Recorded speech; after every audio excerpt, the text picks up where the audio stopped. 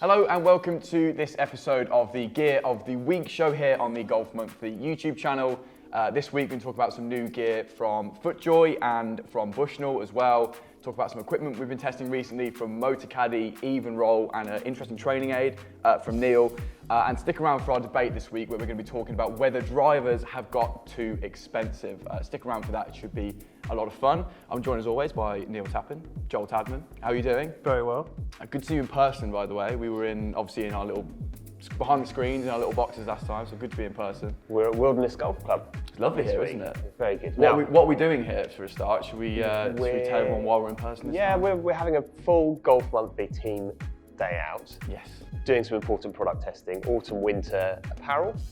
And Dan, I have my second quiz question for you. Well, we're going to make this a regular thing now, I think. Last week you sort of sprung it upon me and Joel. Yeah. A really interesting question, though, that we got right. Obviously. We did. Yeah, smashed that. I expect Joel to get all of these right. If you don't get them all right, Joel, I'm going to be... No pressure. This is my job after all. It is. I'm pretty sure you'll get this. I'm not sure, Dan, you'll get this. Okay, go on. Okay, so question number 2 is, who was the first tour player to win an event using a Titleist Pro V1 golf ball? Don't put your head in your hands, just don't do that. Oh gosh, okay. I'll give you a clue, it was on the PGA Tour. It was on the PGA Tour. When did the Pro V1 come around? 99? It's like 2000, sorry, not... It's okay not to know these things. No, when was it? It was 2000. It was It 2000. was 2000, Okay. that's what I thought, yeah. So 2000 PGA Tour. I'm really not sure. I was 3. Do you want to mull it over and maybe we'll reveal the answer at the end of the episode? I mean, I'm drawing a blank, I have to say. Really? Yeah. Wow. And when you say it, it No will obviously guesses. come back to me. No guesses, wow. What? Can you give me their initials? Oh, I'll give is you it them. TW? It's BA. And we'll come back at the end of the episode and I will reveal the answer. If you haven't got it by then, Joel. I've got it now, I yeah. can only think of Brian Adams, but he didn't play golf, did it? It's only BA I can think of who was famous. Okay, we'll come back to that at the end. But let's start with some new gear that's been released this week, or in the last couple of weeks. I'll start with you, Neil. You got a new pair of shoes from FootJoy. Yeah, FootJoy Flex XP. It's I think this is the third iteration of the Flex kind of franchise that FootJoy have gone for. And the whole sort of idea behind it was come up with something that's got like real trainer-like comfort and that aesthetic that really works on course and off course, but in a design that you can use on the golf course. And this version is waterproof, a bit like the one before. The original one wasn't. I don't think it I'm was, sure one of the ones was a bit more fabric-y than this one. Well, this one's got that kind of mesh upper to it, and it has that sort of textured look, which is sort of in fashion. It looks really smart, really cool golf shoe, and it does keep the moisture out, and it is super sort of trainer-like. It has kind of those a few kind of like design touches to it that make it elevate it a bit beyond a kind of a simple trainer look, but it's still quite simple, so you can wear it with shorts or trousers. So I think I tested the white version with red on it. My only slight down point with it would be, and this is a particular issue I think for people in the UK, is that I wore it on a fairly wet day and it picked up a bit of mud. Now the mud you can get off, but only really for me after the round when you give it a bit of a scrub. It's going to start to look a bit muddy when you're on the golf course in muddy conditions, but that's the trade-off. The good thing, the great thing about it is it comes in at a really good price point. I thought that when I was looking at your review on the Golf Monthly website the other day, about £100 Just I think over, you get it for, yeah, which just is, over. don't know what that is being US dollars at the minute, but that's quite good for Similar amount I think at the moment. whatever the pound's worth. Yeah. That's quite good for a FootJoy shoe that does look really clean and really quite premium. Yeah, and you get all of that expertise that I think that FootJoy have got over. You've had a pair of Flex XP. Yeah, I've really enjoyed them. They're super lightweight, really comfortable. My only problem I've had with the Flex in the past is the grip. If you wear them in quite wet conditions, I felt like they're a little bit slippy. There's better spikeless outsoles out there. Definitely. If you're looking for one, on a day like today where it's a bit damp, you wouldn't, especially the white pair, you wouldn't be touching. But I think probably the Pro SL outsole, definitely the outsole on the Under Armour Hover Tour SL, which was earlier this year, could actually be worn in the winter. I don't think you really could with these, right? No, but they are. I mean, come on, they are more of a summer shoe, really, aren't they? Or a sort of, dry weather shoe. Yes. Yeah, I think the waterproof protection is more for dewy mornings and stuff. Yeah. So if you're teeing off in the summer and you do get that dew, you're not going to get your feet wet. Yeah. So what do you think? Take a look at the images and leave some comments below. Yeah, I like it. A bit different from the Code Chaos we talked about last week. I think probably the polar opposite. Yeah, so Joel, you're our Rangefinders man on the website and the reviews. You got another Bushnell product for us this week after the watch from last week. Yeah, it's on its way to me. It's the new Pro X3 laser rangefinder, and this is their new feature-packed rangefinder. It has all the usual features that Bushnell offer, so the jolt and the vibration and the bite magnetic mount. But what it's got with this particular model is slope with elements where you can store the elevation on your home course. So essentially, I think what I understand this to be is that obviously elevation has an impact on the way the ball travels and how far you hit the shot. So by storing the elevation of your course, it'll give you more accurate distances for the course that you play most often. So it factors in all these different things along with temperature as well as slope to give you the most accurate distances possible. So I've always thought with rangefinders it's quite difficult to innovate in this space, and this seems to be one direction that Bushnell clearly think is going to be beneficial to golfers, especially if you play a lot of golf courses that are quite high above sea level. You want to have the most accurate distances, and this is a way to do that. That's really interesting, and you're right, it almost feels like, to me, laser rangefinders have hit maximum velocity on tech. What else could you really put in there?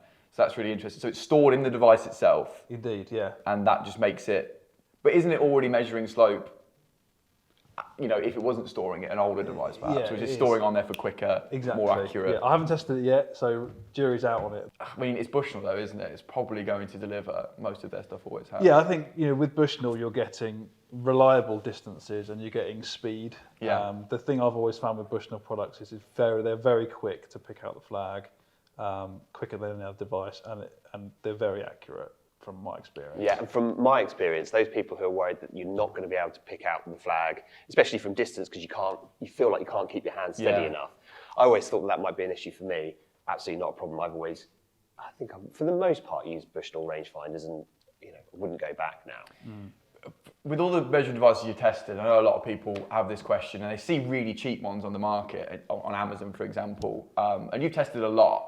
So when we're talking about this new Bushnell, it's probably going to come in quite a premium price. Can you describe to people any sort of real differences in this, £200 difference in a laser rangefinder, for example? Obviously you can feel it, speed, what other things do you get with that extra money? I think you do get a bit of durability and obviously a premium look to it, but I do agree that you can get some excellent value for money in the rangefinder category. That there's some models out there, £200, that offer a similar level of functionality, maybe not factoring elevation and temperature, but there are a lot of devices around that price point that offer slope, scan mode, pin mode, and seem to be pretty reliable as well. So there is value to be had, but I do think Bushnell, they are kind of the market leading category.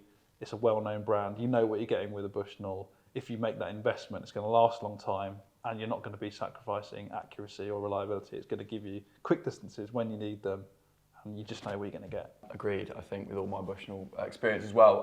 So the Pro X3, not in your hands yet. We'll hear from you soon, hopefully, and check out Joel's review on the Golf Monthly website. Sounds very interesting. Okay, let's move on to some stuff that we have tested, and I like to put this section of the episodes to stuff we've tested, but that we're still using because we're enjoying it so much. In our day-to-day golf, we do play a lot of golf. So I'm going to talk about the MotorCaddy M5 GPS electric trolley. Now I crowned this best electric trolley in my best trolleys video that came out on the channel a couple of weeks ago. But I want to talk to you boys about the performance plan. Now my 6-month trial comes up in a couple of weeks, and I'm at a stage where do I want to spend £50 on this extra part of technology that's in the MotorCaddy GPS system? So you get full whole view and sort of stats and a few extra bits. It's the full whole view, I think. So I really want to hear your guys' opinion on subscription add-ons to products that you're already forking out. I think it's £850 in the UK. What's your opinion on it? 2 questions. How much have you used it? How valuable have you found it? And what other tech do you have? Because if you don't have any other tech, then that cost is very cost effective, isn't it? If you're not using a lot of other stuff to get that information. And then if you found it, what I love about the way that it works with the trolleys is it's right there in front of you. It is one of the least, I'm going to come up with a new word here. Intrusive. Well, no, I'm going to go with mine. Sorry.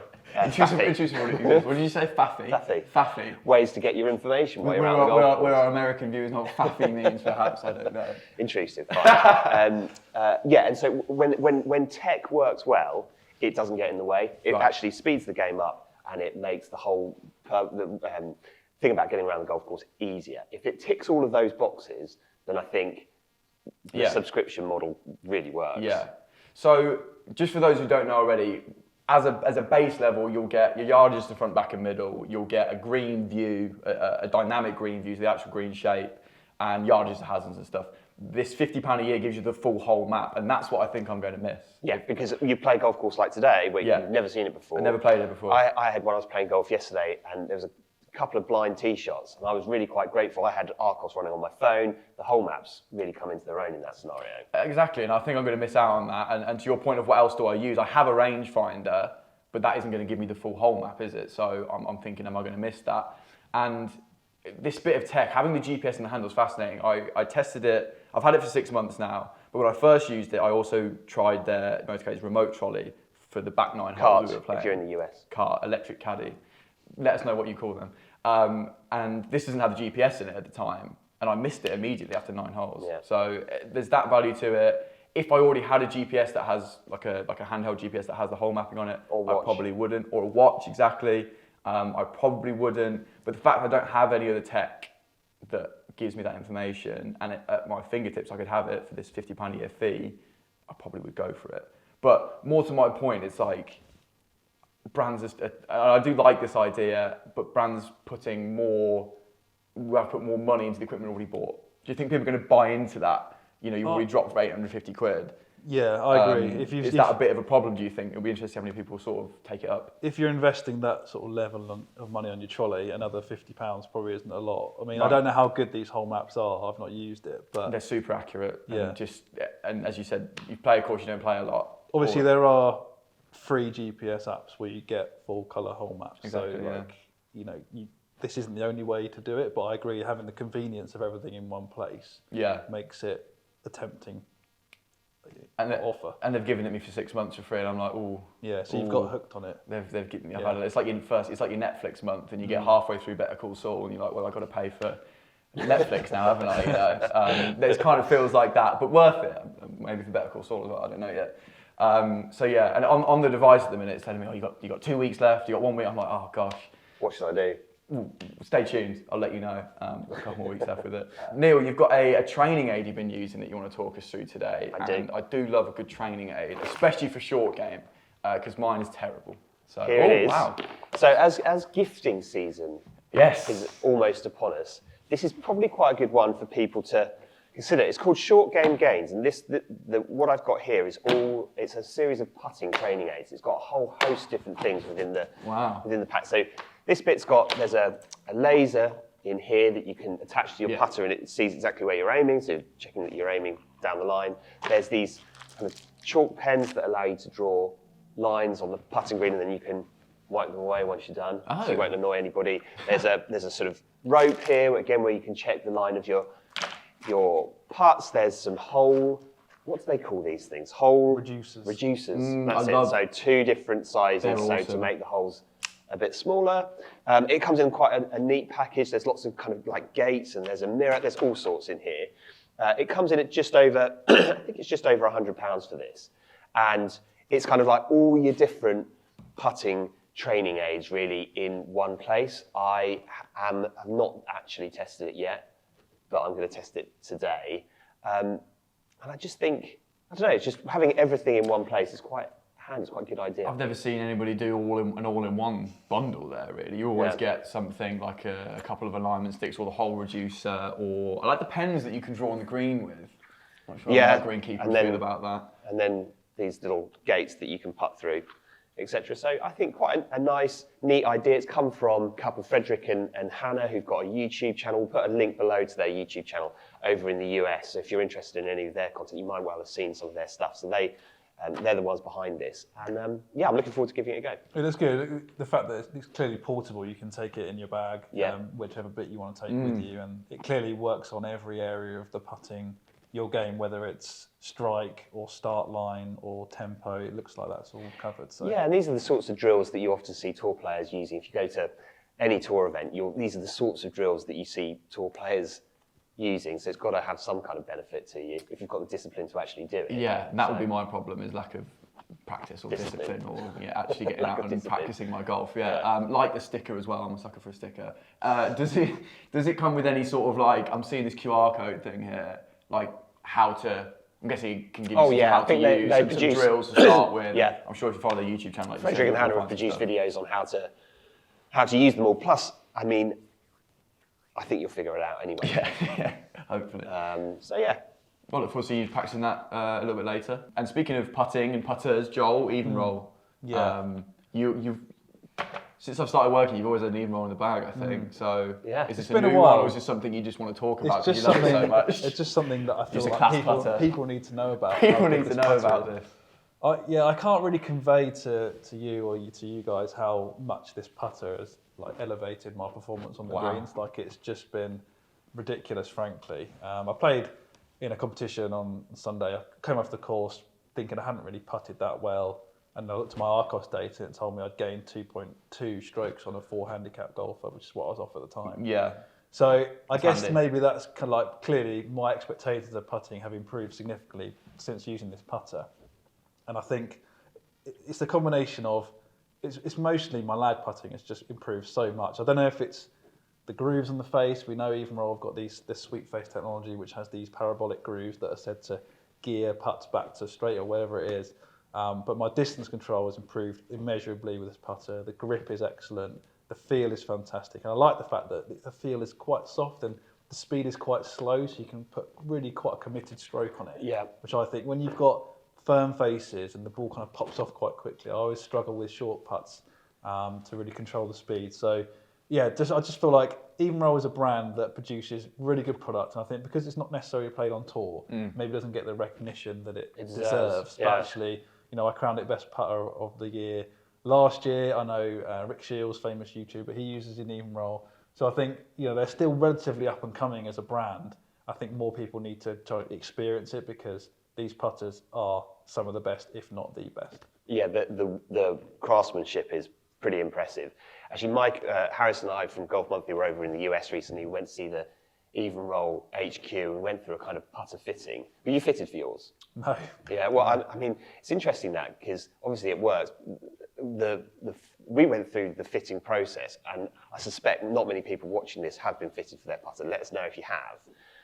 But I would definitely consider, if you're really wanting to make an improvement to your putting, investing in a good putter and getting fitted for it. It doesn't have to be Evenroll, it could be any of the brands, but actually going through that process with a decent pro is probably could make maybe a quicker improvement to your game than just about anything, possibly. Well, really interesting. We're about to come on to a debate about the cost of drivers and is it too much? And people will be spending $400 to £500 on a driver, whereas if you were fit for a putter that you're using 34, hopefully less times per round, that might be a more sensible investment. Yeah, in terms of a percentage of shots. Right.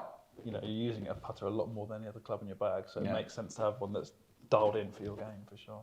So yeah, the Evenroll, shout out to Evenroll. Right, so I've teased it, we're going to sit and debate. I don't think contentious, but I think an interesting topic for sure. And for those of you who watched last week's episode, thank you for your comments and for suggestions for stuff you'd like to see us debate. Please feel free to get down in the comments while you're watching now as well, for anything you want to hear us talk about, any products as well. While you're down there, give us a like and subscribe as well, because you're already there. So today we're going to talk about are today's drivers too expensive? Now, in last week's episode, we spoke about the new TSR range of Titleist, popped on a few websites, see what price I could find that for. £529 at the minute in the UK. That's a heck of a lot of money. There's not much more than it was last time for TSI, No, is it? £10 more. Yeah. £10 more. So we're sort of, that's been the stage for a while. So quite simply, are today's drivers too expensive? What do you want to start with that and then go into what the whys and the whos and the wheres? It's hard to say that they're not, especially during a cost of living crisis when so many people are struggling. So I'm not going to sit here and say that they're not too expensive. But what I would say is that equipment manufacturers are the same as every other manufacturer in every other industry. All the component parts are becoming more expensive, energy costs going up, blah, blah, blah. We've heard these being talked about on the news, on the radio, so much, and the golf industry is suffering in the same way to other industries. So, are golf drivers too much? I think there are, at the top level, the premium brands, they are offering excellent products that are super aspirational, that people who buy them probably love having them in their golf bag, love showing them off. They deliver consistency, they deliver distance, and I think with a good fitting can really match up with the player's game. And I think if you get a good driver, it can probably stay in the bag for a few years. So if you think about that £500 investment, if it's split across 3 years, let's say you don't get another one for another 3 years, or 5 years, that investment doesn't look quite so expensive.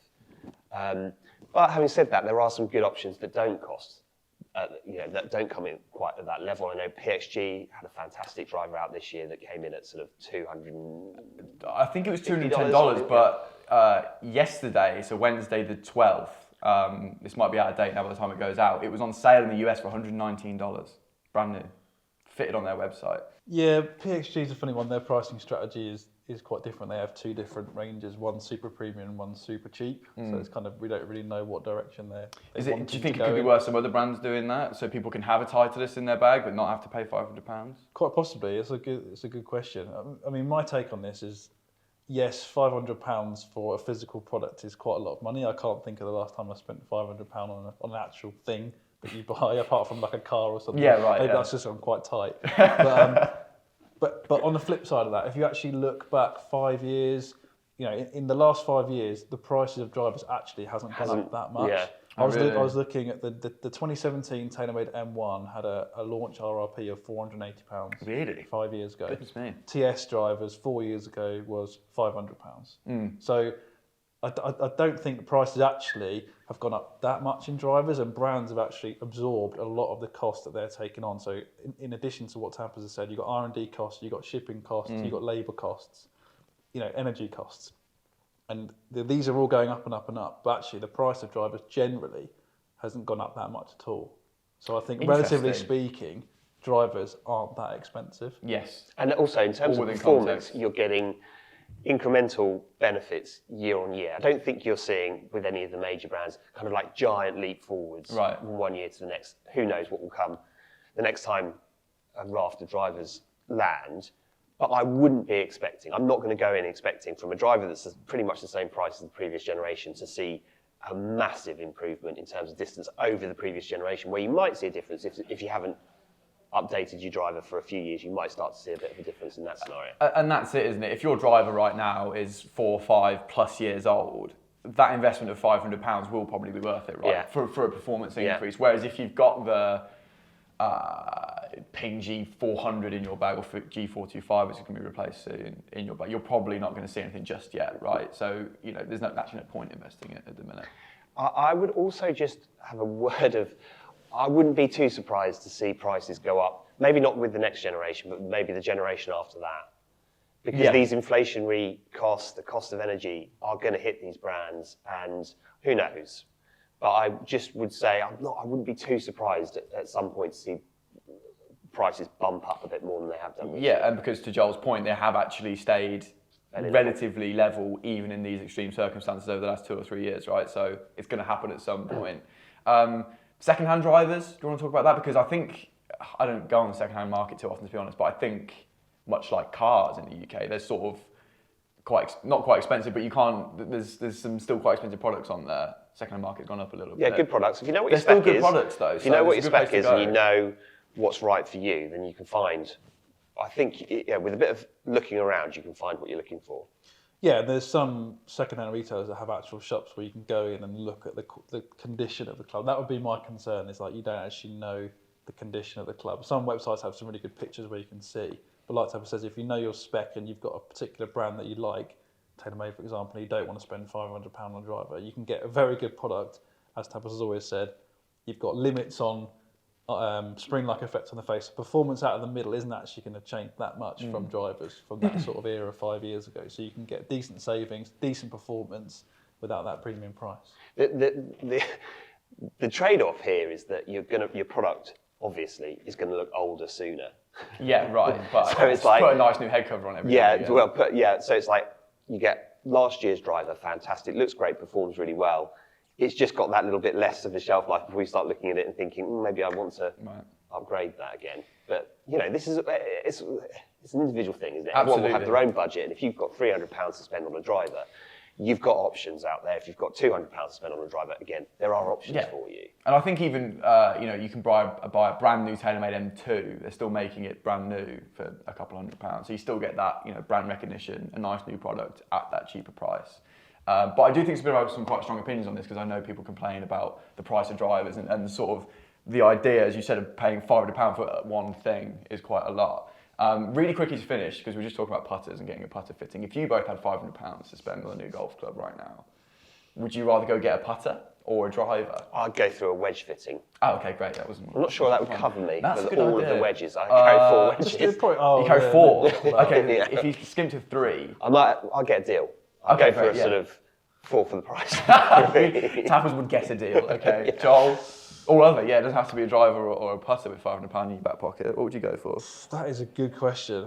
I probably would go driver, to be honest. Okay. Obviously, you can't buy a set of irons for £500 these days. No, not nice anyway. But I think actually for the wedges is a good option, because a lot of people don't upgrade their wedges quickly enough. Or have that gapping quite right. Exactly. So I think the wedge area of the bag is probably a neglected area where a lot of golfers would see significant benefits if they did upgrade. Yeah. In terms of getting fit and like having the right sole grind and bounce for their games, rather than buying off the shelf and really adapting it for their technique.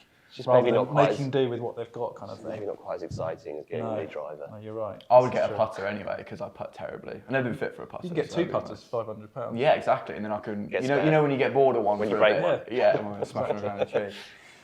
What would you do with £500 or $500 or 500 of your local currency, I guess? I suspect drivers might be the popular one as well, because that is a nice social thing to go and buy. Right, that's nearly it for this week, but we've got to hear the answer to Neil's earlier. Well, I think Joel's going to reveal it. So it's definitely not Brian Adams, yeah? Then you don't know who it is. BA. Is he obviously famous bloke? Relatively. Yeah, you would have heard of him. Would I've heard of him? Yeah. Shall I put you out of misery? Yeah, I don't want to sit in dead air for 10 minutes. Is while I it think Billy about Andrade? It is. I've never heard of that man. It is well done, Joel. You got there, but I sort of feel a little bit like it's a hollow victory, that. Yeah, would you have got there without the initials? Quite a significant... No, I wouldn't. No, okay, so... No. I think it good would, question. Yeah. That's a good question. Year 2000, Pro V. Yeah. Pro V1. Excellent. How many wins has he got now? Oh, sorry. That's next week's. Right, that will about wrap it up for this week. Thank you very much for joining us. As I said, anything you want to hear us discuss, gear, debate, anything to do with golf equipment, get down in those comments and give us a suggestion. We would love to hear from you. But Neil, Joel, thank you very much. Very enjoyable once again. Thank you very much for watching, and we'll be back next week.